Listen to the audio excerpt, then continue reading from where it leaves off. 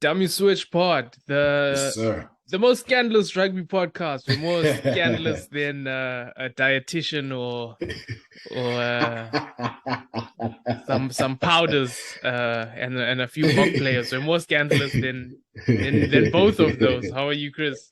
Yeah. No, I'm good. All I can say it wasn't me. But yeah, I'm good. Clearly, it was nobody. Clearly, nobody did anything wrong. It Nobody did was anything, you know? all allegations leveled have been denied. Yeah, Let's man. jump into Bok team unchanged from the Australia test. Starting lineup unchanged. Uh, for me, I'm not the biggest fan of Argentinian tests away. The coverage isn't great a lot of the time. Yeah, It seemed to be Boks were in control until about the 60th minute, and that's when it sort of exploded into life. But before that, Hendrikse are really showing, the yeah. the sniping, his abilities. Moody again kicking off. We saw that for the first try and the second try. Mm. The maul was big. I think the forwards as a whole, I can't even single anyone out and say this guy or this guy, because I felt like it was just Boxer in control like that. The first half was actually a perfect half. Yeah, If Lut had scored, I mean the yeah. line out where they adjusted to be a knock on, but for me, Questionable. I thought it was a try. Just try all day. Try all day. Try all day. I mean, besides that, defense looked comfortable enough. Attack looked fluid. It was just those, when it's that wave of attack, forwards going. We are limited by the fact that Jesse Creel is always he's going to do his job defensively, but there's not going to be much more coming On out of him. attack. So I think Dialendi stepped up. Yeah. He's carrying the center partnership on his back in terms of the go forward. I felt like he also stepped up. So Yeah. up until 60-minute point where things got shaken up a bit, I thought it was good performance overall and comfortable performance. Yeah. No, it really was a good performance. That's a good first half. I think it's what we spoke about it after the Australia game. It's what we've been calling for, that evolution of the Bok game where we're starting to see, the big ball runners. Because, I mean, think about it, we're putting more pressure on teams, them having to, defending is much harder than attacking, and attacking is much better than just chasing kicks, and getting into defensive lines or chasing lines. It's better to attack, and we've got the artillery. We saw with our heavy hitters how we're getting that go forward. You mentioned that, and I think really the pressure. Yes, Argentina were always going to fight and come back into it, and they were going to have their moments. I just think, Jaden, he was conducting the pack very well, and then just after I started thinking that it's in now, his box kicking, started going pear-shaped. And that's when the pressure started coming from, because we weren't able to get out of our own half. I think in the first half, his clearances were very good, getting distance. And a lot of the play was in Argentina half, and the pressure was applied on them there. Yeah. We were able to turn over ball through pressure and start playing. So good performance all around, yes. And you said it all, even defensively, but I'd say defensively on my side, I noted something that with my pimpy, we're looking a bit suspect on the wider channels, especially with that rush, that outside in rush. Yeah, when you're playing clever players that are a bit more clever, then it's going to be a bit more difficult. And then, interestingly, when Villy was off, how they actually spread across the field more, and he held off on pressing up. I like that adjustment that they made. Of course, they're man down, so they had to make that adjustment. But for me, it's a matter of why can't we sort of, well, not even why can't we. I think it's something to look into for, just changing a bit our defensive shape, because as much as, yes, we want to see that attacking evolution, we also want to see that defensive evolution. You don't want to give teams a sniff out wide, because we've seen teams have the ability to hurt us once they get on that outside channel, past outside centre.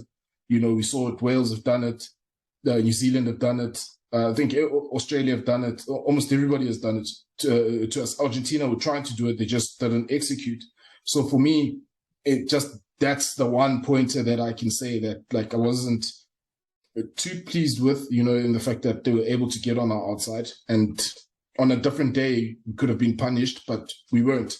I just hope that... Maybe different opposition, but these guys, they were, for the most part, they were tame, besides, obviously, a questionable try coming through the middle there. I mean, depending on what angle you looked at, I mean, even the grounding could be called into question. But besides that, it seemed like that also flipped the switch for the Boks to say, guys, let's finish this off, which typically they haven't done in the past.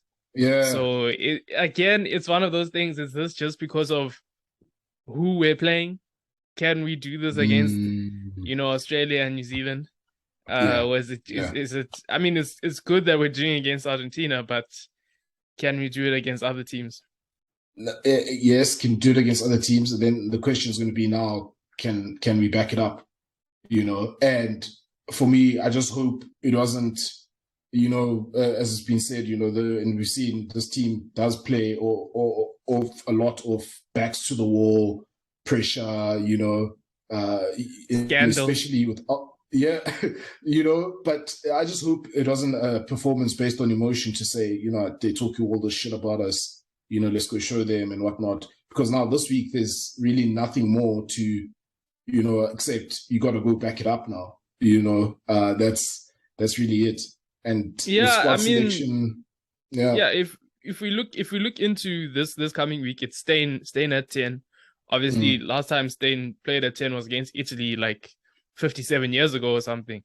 But I remember that test because it was a time in his career where as a young guy and they were sort of looking for that place where he can fit in the back line, and it was is he the next 10?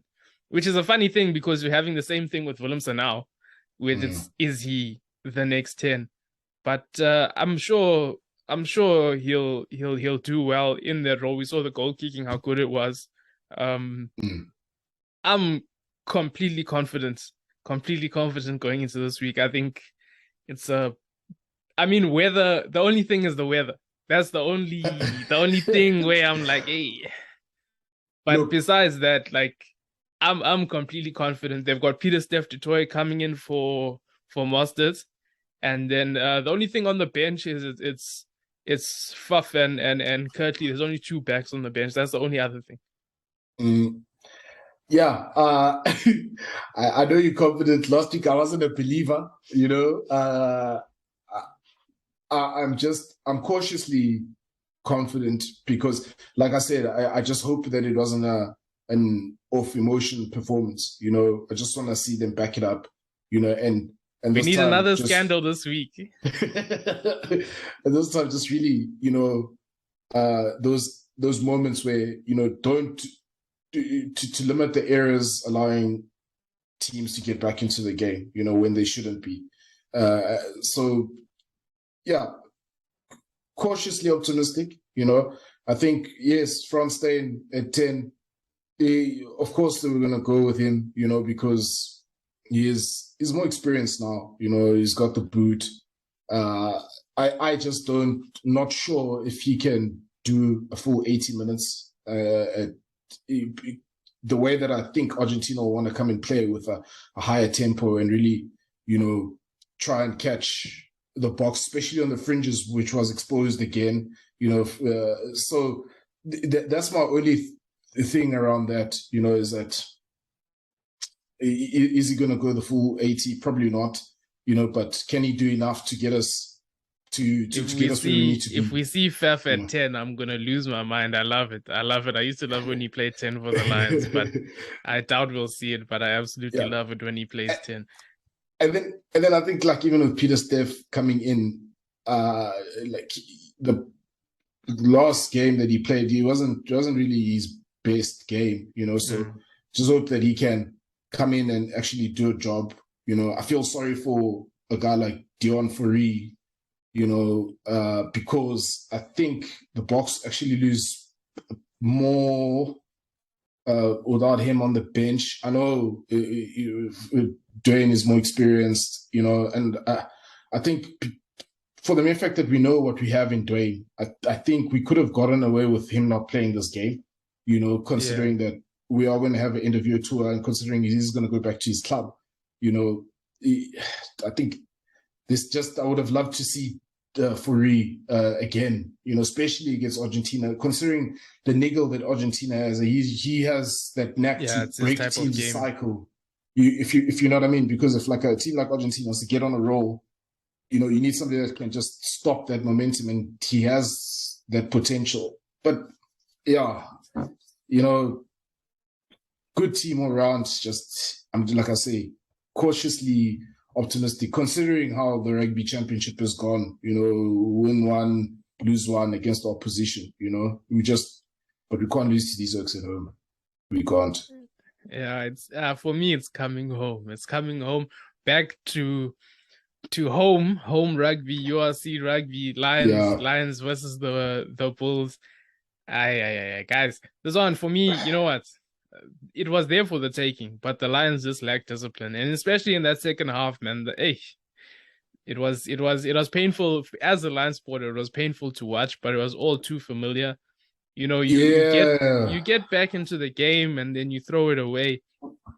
The first try, I don't know who saw that grounding. It was Nokia that was shouting. Nobody else was really shouting for that try. So it's a bit of a mysterious one. It's a bit of a mysterious one. I don't know. Refereeing has been suspect. We even saw New Zealand, Australia. The refereeing, I don't know. I feel like the ref, the moment was bigger than him, and he swallowed his whistle. But anyway, Lions defense much better, making big hits, double tackles. Even the scrum was quite solid. The pack was questionable for me before, with a bit of nepotism sprinkled in there, but they did well at times. But again, I mean, especially going into that second half with a bench that was as strong as it was, I felt like they put the guys on at the wrong times. I felt like they put just piece, change 1-2 guy. It just didn't work. They changed the front row. The Smith brothers came and just gave away penalties, whether it was at the scrum or offsides. And it's just, from a Lions point of view, it's disappointing because it was there. It was there. The thing is, it's just, it's strange. It's almost like what we also with the Boks, with changes and set plans, to say we'll substitute this guy and that guy at this time. It's really momentum, the Lions were finding their way back into the game. I think, of course, it was going to be a tight game. It's a derby, number one, and it's the first game of the season where it's really, and you could really see that it was the first game of the season. Honestly speaking, in terms of some of the errors that have been made, just some parts timing issues, but yeah, the Lions for me, it's just, you can't really put your finger on it, in terms of why they're not able to sort of, and I believe it also goes back to just balancing team selection, number one, and really being clearer on how they want to play, because we saw, especially in the back end of that second half, the pressure that they were putting on the Bulls. The Lions just ran out of time, honestly speaking. Yeah, they just ran out of time, and for me, that's the big problem, is that you're leaving things a bit too late, and you've got guys. And leaving points on the board. Hendrikse, I think it was something, was it like 10 points or something he left on the field? Yeah, off the boot. And it's even the commentators were talking about it, saying like, you want to be the Springbok 10. Sadly, you're not. I mean, it's a bit of a harsh call there on nationally televised game to be saying like you're not that guy. But I mean, it wasn't good, and especially when you've got Gianni Lombard on the bench, it's going to be a bit of a wake-up call for Hendrikse. Although we are happy that Fred Zeilinger is now in Durban. Oh, no. You are happy. I'm not happy about that. I'm not happy about that. But we won't go into that one for now, but Fred, no. But, it's the same way I feel about Marius Lowe at the moment, because he had an absolute shocker. He did. Strangely, he looked weird in the Lions jersey. Similane also looked weird in the Bulls jersey, to be honest. I think as well, you can see guys are rusty. I think they can only get better. The URC campaign is a long one. Who was sharp was Cornell Hendricks, and it's just that guy is better than Jesse Creel, guys. Like that guy is that guy is better than Jesse Creel. If altogether, if we're being honest, that guy is better than Jesse Creel. Jesse Creel is just happy that about the heart and whatever. But if we're being honest, no, it's true, and how versatile he is, and you can see just the presence that he has on the field. He's imposing. You can see that. He's always looking to create something. He's always on the right end of things. It's that experience that's coming through. You can see that he's still got the pace, and just I don't know. They need to get that guy looking, because he can give you a variety of options. But yeah. Like I say, these teams, they can only get better. I'm expecting them just to keep on growing, especially with the Bulls, because you can see how they wanted to play. I was disappointed for Mihlali Mosi not, coming off injured. Wanted to see a bit more of him, because I was liking how he was looking, in that Bull setup. And I'm happy they gave him an opportunity to start. Yeah, it's really big ups to him, So yeah, I'm interested. Although he looks like he's never seen a gym before. That guy looks like guys. That guy looks like That guy looks like he's never stepped foot in a gym. But I know I was happy to see him out there. Solid, and you can see that attacking intent. What I like about the Bulls, callers, is I was even watching them even in their warm up, just how they're warming up. You can see that there's intention in everything that they do, and just looking at the Lions warm up, the Bulls are basically, they're warming up how they want to play. And I couldn't help but think that you can just see how Jake White is like, the basics don't change. You will see that headmaster vibe, in terms of like how the Bulls is run, and and just what goes into their preparation. And I was looking on the other side, and you can see that yes, the young coaching group, they also finding their way, and just subtle differences. And the start of the game, and you see I saw how that affected the start of the game. Of course, the Lions found their way back into the game, but it's just interesting point to note in terms of the type of coach and influence that Jake White has on the Bulls. So yeah, maybe he can provide some insight at the higher level. I think it's important to have IP like that and utilize it at that level. Yeah, and they have said that the Bulls are targeting a more of a running style this season, which I felt like they did last season as well. Yeah. Wrapping it up, any closing comments? There's a witch hunt against my fly half. That's all I'll say. There's a witch hunt. 26,000 rand. I don't know what's going on, but look, they must leave the guy alone. I mean, his job is to play rugby. Just leave him alone. He'll find his way back. Nobody's perfect here, in the world. So yes, we want better from him, so that he can break all stereotypes. So just do better, man. Let's do better. Even man. those other box that was supposedly caught doing other things. Let's also do better. Do better. Don't do coke. Do better. even the even the journalism, they must do better. You know, Yeah. like referees. I think that should be the motto, for do better. You know, because we're tired of this. I know, just do better, man. Yeah, that's the message for this week. Thanks, guys. Thanks for watching, and also just do better. Do better.